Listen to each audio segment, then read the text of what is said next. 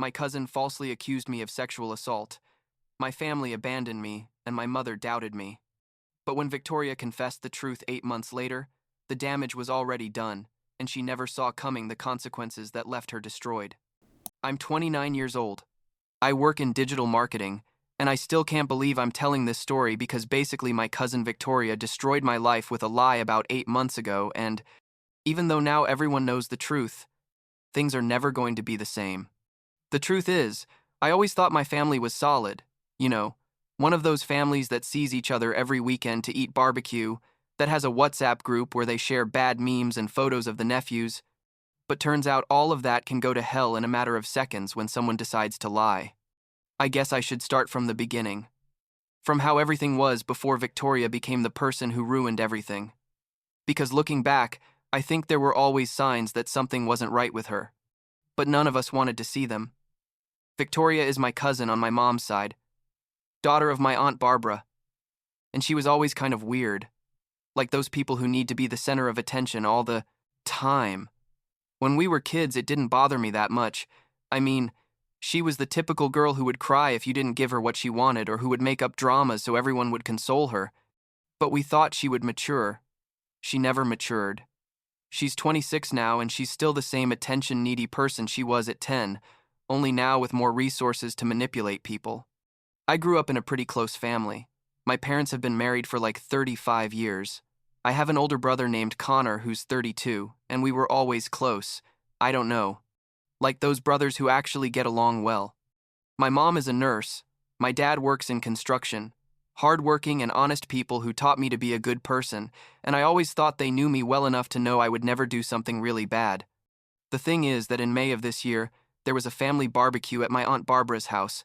Nothing out of the ordinary, just close family eating meat and drinking beer on a Saturday afternoon. I brought my girlfriend Sophie, who at that point we'd been together for like a year and a half, and she got along well with everyone, especially with my mom who adored her. Victoria was there with her boyfriend of the moment, a guy named something like Jake or Jason. I don't remember well because she changes boyfriends every 3 months. The whole day was normal. I mean, we ate, we laughed, we played cards, typical family stuff. I talked to Victoria maybe 2 or 3 times the whole day. Super casual conversations like, hey, how are you? How's work? That kind of thing. At no point did anything weird happen. We weren't even alone at any moment because there was always someone around. I left around 8 at night with Sophie. We got to my apartment, watched a movie, and went to sleep. A completely normal Saturday.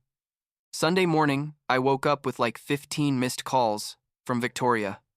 It was like 10 in the morning and I was confused because why the hell would Victoria call me 15 times? I thought maybe there was a family emergency, that someone had died or something. So I called her back with my heart beating super fast. She answered, crying, like sobbing in a way that sounded almost theatrical, and told me she needed to talk to me about what happened yesterday. I told her. I literally had no idea what she was talking about. And then she said something that still gives me goosebumps when I remember it. She told me, you need to admit what you did. You need to tell the family that you touched me inappropriately in the bathroom when I went to wash my hands. I was completely frozen. Sophie was next to me and was asking me what was happening because my face must have been the color of the wall. I told Victoria she was completely crazy, that I had never been alone with her at any moment the day before, that I hadn't even gone into the bathroom when she was nearby. She kept crying and saying that I knew perfectly well that I happened around 6 in the afternoon, that I had cornered her against the sink and touched her waist and said disgusting things in her ear. I literally couldn't even breathe properly from the rage and confusion. I yelled at her that she was a liar, that none of that had happened, and hung up. Sophie asked me what the hell was going on, and when I told her, she went pale and told me this was serious, that Victoria was accusing me of something really serious and that we had to handle it carefully. I thought that maybe Victoria was having some kind of psychological crisis or something, that it would pass, that she would realize she was saying crazy things. But no. Like half an hour later, my phone started exploding with notifications from the family WhatsApp group.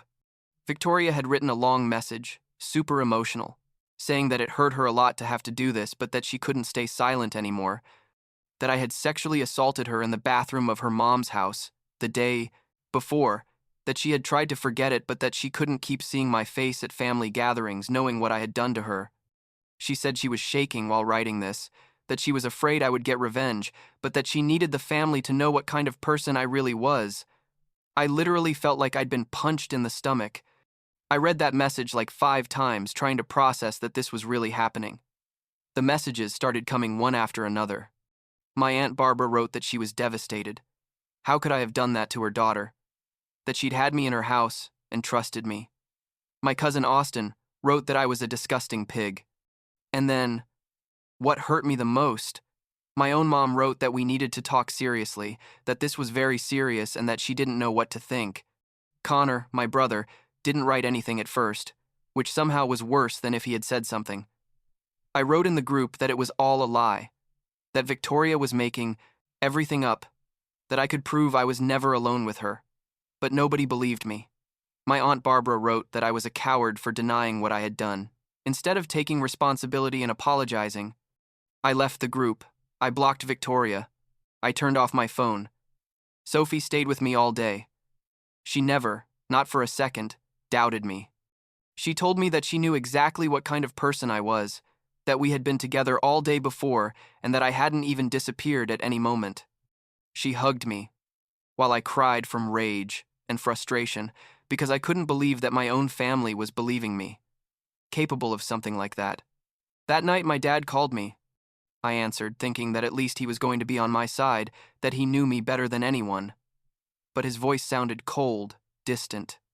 He told me he needed to know the truth, that if I had done something wrong, it was better to admit it now and face it like a man. I told him that the truth was that Victoria was lying, that he hadn't touched anyone, that all this shit was made up. He was silent for a long moment and then said he didn't know what to believe, that Victoria sounded very convincing and very affected. I hung up before he could keep talking. The following days were an absolute nightmare.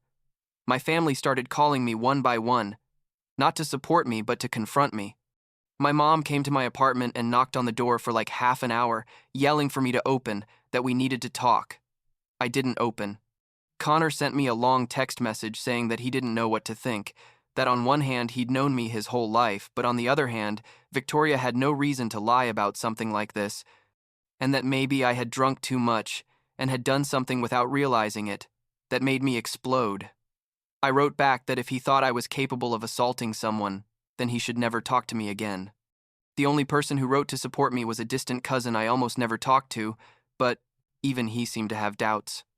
My Aunt Barbara sent me a private message saying that I had destroyed her daughter, that Victoria was devastated and going to therapy, and that she hoped God would punish me for what I had done. I blocked everyone. Literally my entire family except Sophie. I stopped going to work for a week because I couldn't even get out of bed.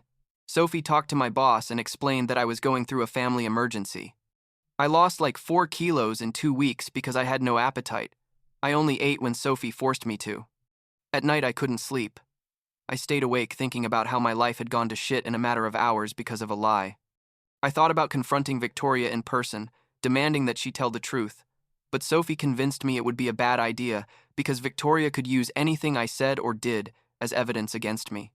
The truth is, I considered hiring a lawyer, like sending her a cease and desist letter or something, but the lawyer I consulted told me that unless Victoria made a formal complaint with the police, there wasn't much to do, and that suing her for defamation was going to be expensive and complicated and probably not worth it. Like 2 months passed, and I basically stopped having a family. I didn't go to any gatherings, I blocked everyone on social media, I didn't even know what was happening in their lives, and honestly, I didn't care. Connor tried to contact me a couple of times, but I ignored him. My mom sent me text messages every now and then asking how I was, but never mentioning Victoria or the accusation, as if she could just ignore the elephant in the room. Sophie became my only family. Her parents, who already knew me, were super understanding and told me they knew I was a good person, that they didn't believe for a second the lies people were saying about me. Her mom even hugged me and told me everything was going to be okay, that the truth always comes out. I didn't believe her at that moment, but turns out she was right. I decided to focus on rebuilding my life without my family. I went back to work. I joined a gym. I started going out again with friends I had neglected. I reconnected with a group from college that I hadn't seen in years, and when I told them the situation, obviously my version, the true one, they all believed me without doubt because they knew me. One of them, Miguel, told me his sister had gone through something similar, that she'd been falsely accused of stealing at her job, and that eventually her innocence had been proven, but the damage to her reputation was already done. It made me feel a little less alone to know that other people had survived this type of nightmare. Sophie and I moved in together to a new apartment, bigger, and we decided we were going to build our own family, that we didn't need toxic people in our lives, no matter if we shared blood with them or not. And then, like in October, like 5 months after all the drama, I get a Facebook message from Victoria. I hadn't blocked her on Facebook because, honestly, I didn't even remember I had her there. The message was long, like a testament. She said she needed to talk to me, that she'd been going to intensive therapy the last few months, and that her therapist had helped her understand many things about herself. She said she'd been dealing with mental health problems she hadn't wanted to recognize, that she'd had an episode of something her therapist called dissociation or memory confusion or something like that the day of the barbecue. Basically, she was saying that she had genuinely believed that I had assaulted her, but that now she realized that had never happened, that she had confused a dream or a fantasy or something with reality, and that she was so sorry. She asked for forgiveness like 50 times in the message. She said she understood if I never forgave her, but that she needed me to know, that she was going to tell the truth to the whole family. I read that message, and I didn't feel relief. I felt pure rage. This bitch had destroyed my life, had made my own family turn their backs on me, had made me go through the worst months of my existence, and now she came with an, "Oops, sorry, I was confused." I wrote back something I probably shouldn't have written but that I needed to say. I told her that her apology meant nothing to me, that the damage was already done, that she had shown her true character, and that I hoped she lived with the consequences of her actions for the rest of her life. I told her that if she really wanted to do something useful, to tell the family the truth immediately, and to do it publicly, in the same WhatsApp group where she had accused me. She didn't respond, but the next day my cousin Austin, who hadn't talked to me in months, wrote to me saying that Victoria had written something in the family group and that I should see it. Turns out Victoria had written a message almost identical to the one she'd sent me, admitting she'd been confused, that she'd falsely accused, asking for forgiveness. But she didn't write it in the main family group. She wrote it in a new group they'd created without me, which already seemed like a shitty move to me. Austin sent me screenshots. The messages in response to Victoria were varied. My Aunt Barbara was defending her, saying her daughter was going through a difficult time and that everyone needed to support her. Some cousins didn't say anything, but my mom wrote something that made me cry when I read it. She wrote that she didn't know how she was going to be able to live with herself, knowing that she had failed her own son, that she had doubted me when I needed her most, and that she knew I probably would never forgive her, but that she hoped to at least try to make up for it somehow. The calls started again, but this time, different. My mom called me crying, telling me she was so sorry, that she'd been an idiot, that she should have trusted me from the beginning. I told her yes, that she should have, that I was her son, and that she had chosen to believe Victoria, instead of believing me. She didn't have much to say to that. Connor came to my apartment in person, knocked on the door, and when I opened it, he started crying right there in the hallway.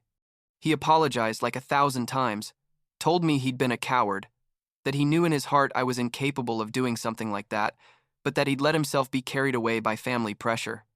I told him that what had hurt me most about him was that he'd stayed neutral, as if there were two valid sides to a story where I was being falsely accused of sexual assault.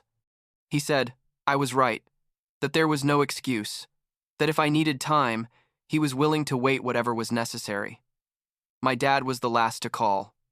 He sounded old, tired. He told me he was sorry, that he'd failed as a father.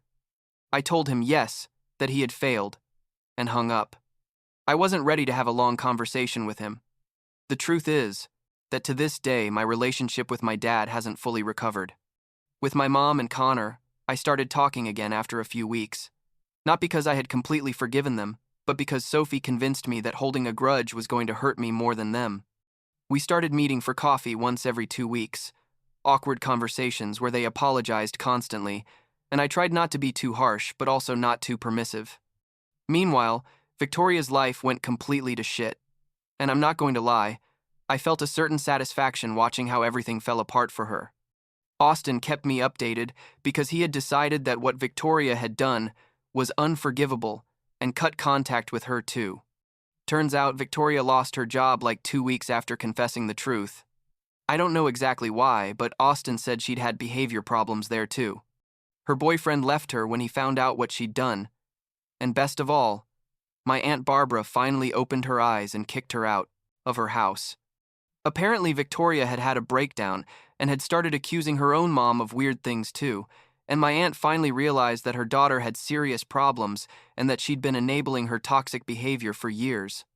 The last time I heard about Victoria, she was living with a friend and working at a call center, completely isolated from the rest of the family. It's been 8 months since the initial accusation, and like 3 months since Victoria confessed the truth. My life is better, I guess. Sophie and I are still together, stronger than ever. She proposed to me last month. Yes, she to me, which was great, and obviously I said yes. We're getting married next year. My relationship with my mom has been repaired like 70%. There are still awkward moments, but we're working on it. Connor and I became close again, though sometimes when we laugh about something, I remember that he wasn't there for me when I really needed him, and I feel a pang of pain. With my dad, we barely talk, maybe a text message every 2 weeks asking how I am. And with the rest of the extended family, I haven't reconnected, and honestly, I don't know if I ever will. What bothers me most is that I'm never going to get those months back. I'm never going to be able to erase the memory of seeing my own mother doubt me, of hearing my brother say he didn't know what to think, of feeling completely alone in the world except for Sophie. And Victoria is out there, living her life, and yes, her life went to hell, but she doesn't face any real consequences. Nobody sued her. Nobody made a complaint against her. She's just out there being miserable on her own. Sometimes I wonder if I should do something more, seek some kind of formal justice. But my therapist, yes. I started therapy after all this, tells me that would only keep me tied to Victoria in this situation, that the best thing I can do is move forward with my life. Last week was my mom's birthday, and I went to her house, for the first time since everything happened. It was weird. Connor was there with his wife. My dad was quiet in a corner, and my mom hugged me for like 5 minutes when I arrived. Sophie came with me, because I told her I wasn't going alone. We ate cake, we talked about superficial things. Nobody mentioned Victoria. When we were leaving, my mom grabbed my hand and told me she loved me, that she had always loved me, and that she was never going to stop trying to make up for what she did. I told her I knew, and we left. In the car, Sophie asked me how I felt, and honestly, I didn't know what to answer. I feel confused, I guess. Part of me wants to forgive completely and go back to how things were, but another part of me knows that's impossible because things are never going to be like they were. Trust, once broken, never fully repairs. That's something I learned these months. And here I am, trying to build something new with the pieces that remained, deciding every day which relationships are worth saving and which ones are better to let go.